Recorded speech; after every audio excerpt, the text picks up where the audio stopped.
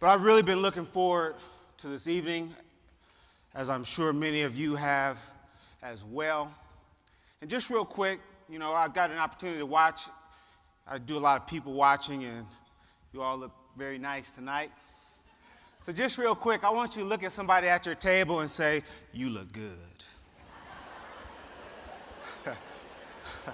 All right. Thank you. Now I want you to look at somebody else, and I want you to tell that person, "It's a great day to be alive."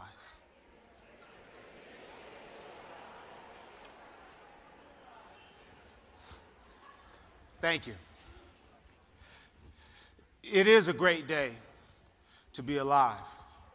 And that's something that I haven't always said, but now it's something that I say to myself every single day at some point. If I'm having a great day or a bad day, that's something that I say.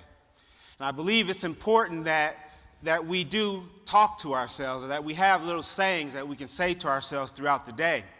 Kind of like athletes, they say, "Just do it." And if you've ever seen The Lion King, Timon and Pumbaa, they said, "Hakuna Matata." But I just say it's a great day to be alive. Now, growing up, my grandmother, she had a different saying. And something you'll find out about me tonight is I spent a number of years in foster care or in foster home. And it was my grandmother that went to court and fought and fought and fought until they gave her full custody of me. So my grandmother became my first hero. Thank you.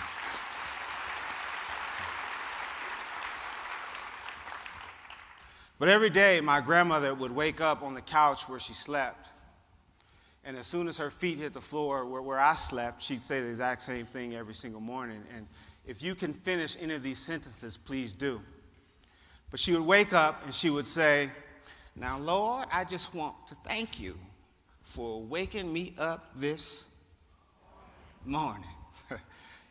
Then she'd say, "In my right mind." That's right. Then she'd go on to say, she'd say, "Now, Lord, I know you didn't even have to do it, but you did it anyway." That's right. Some of you sound like you may have known my grandma, Miss Jewel Howe from Texas. But as a little boy growing up, I didn't understand what she meant by her right mind. I turned 43 this year, and I understand.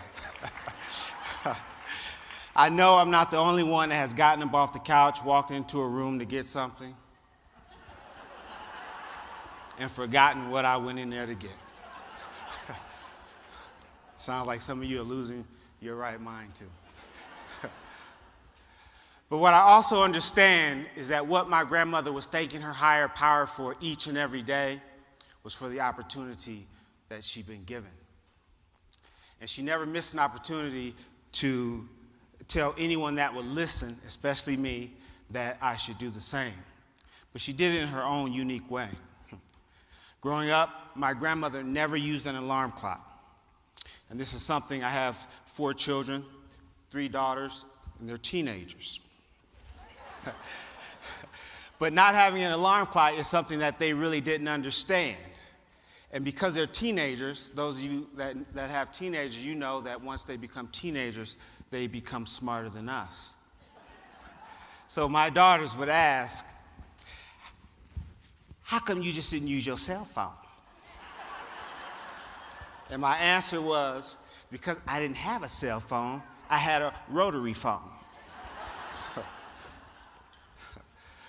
But every morning, my grandmother would wake up at 4:15. And at 4:16, her feet would hit the floor, usually right in front of my face. And that's what would wake me up. But I would lay there and I would pretend like I was still asleep, because me and 4:15 really didn't get along. And some days I just didn't want to go to school. But Grandma would look at the back of my head. I could feel her staring at me. And then finally she would say, "Now, sugar, Grandmama know you ain't asleep. You just supposed to go on and get on up and get ready for school." And my grandmother was known for saying things that would kind of make you a little angry because they made so much sense, and you couldn't argue with her? Parents, you know, there's things that when you become parents, you start to say to your own kids. Like my grandmother would say, now, son, you knew when you laid down there last night that you had to get up this morning. I don't know why every single morning you lay there and act surprised. You ought to be thankful that the Lord saw fit to wake you up this in your right mind. Now, I can remember laying there on that floor thinking to myself, now, Granny, I don't think anyone wakes up at 4:15 in their right mind, especially without an alarm clock. Now, I want you to notice that I said I remember thinking that. Never said it. Some of you know what would have happened if I had said that to my grandma. You'd have a different speaker here tonight. My grandma was born in 1920 in Texas. She didn't play that.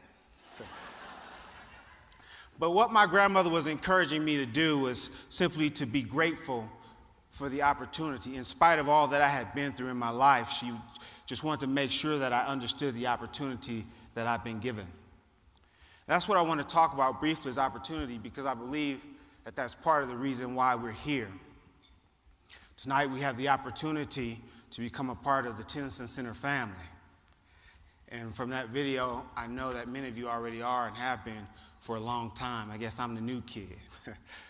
But tonight, I feel we have the opportunity to indirectly or directly become a part of the success of a young life.